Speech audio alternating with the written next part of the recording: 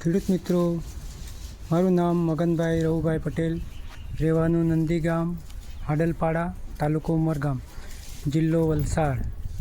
મારો mobile number છે 9913571441. મિત્રો, હવે હું આ એક ગૌશાળાની મુલાકાતે આવેલો છું. મિત્રો, હવે હું તમને ગૌશાળા બતાવી રહ્યો છું. આ ગૌશાળામાં ઘણી બધી ગીર ગાયો છે, એ હું તમને બતાવી રહ્યો છું. આ ગીર ગાયો એટલા માટે હું બતાવી રહ્યો છું. મિત્રો, આ ગીર ગાય એટલે આપણે જ્યારે પ્રાકૃતિક ખેતી કરીએ છીએ ત્યારે આપણને દેશી ગાયની જરૂર પડે છે.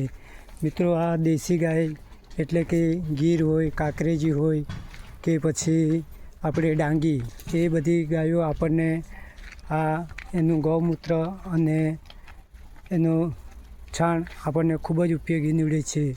મિત્રો, આ ગીર ગાયમાં અને દેશી ગાયમાં જે છાણના ગોબરમાં ઘણા બધા સૂક્ષ્મજીવો અને બેક્ટેરિયાઓ હોય છે.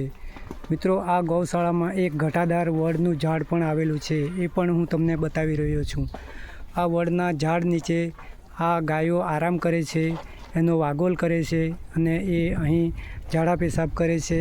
ત્યારે અહીંની જમીન જે એકદમ ફળદ્રુપ જમીન છે, ખરેખર આ ફળદ્રુપ જમીન આપણને જ્યારે જીવામૃત બનાવીએ છીએ ત્યારે આ જીવામૃતમાં આપણને છેડાપાળાની માટી કે કોઈ વડલાના ઝાડ નીચેની માટી આપણને લેવાનું જણાવવામાં આવે છે. મિત્રો, આ વડલાનું ઝાડ ખરેખર એકદમ ઘટાદાર હોવાથી એમાં પુષ્કળ ડાળીઓ, પુષ્કળ પાંદડા અને એના ઉપર ખરેખર ફળ પણ આવે છે. એ ફળ ખાવા માટે અને એના છાયામાં પક્ષીઓ આવે છે અને પક્ષીઓ આવે છે ત્યારે એની ચરક પણ આ જમીનમાં નીચે પડે છે. મિત્રો, આ ઘટાદાર ઝાડ હોવાથી એના ફળ, ફૂલ, પાન બધું જ સમય આવતા નીચે પડે છે ત્યારે એ ખરેખર અહીંયા સડે છે, કોવાય છે અને એ જમીન ફળદ્રુપ બને છે. મિત્રો, આ ફળદ્રુપ જમીન આપણને ઘણા જ સૂક્ષ્મજીવો અને બેક્ટેરિયાથી ભરપૂર મળે છે.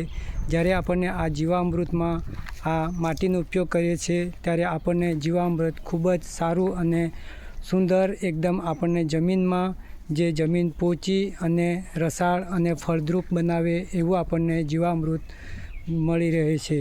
મિત્રો, ખરેખર આમાં આપણને ઘણી બધી ગીર ગાયો તમને હું બતાવી રહ્યો છું.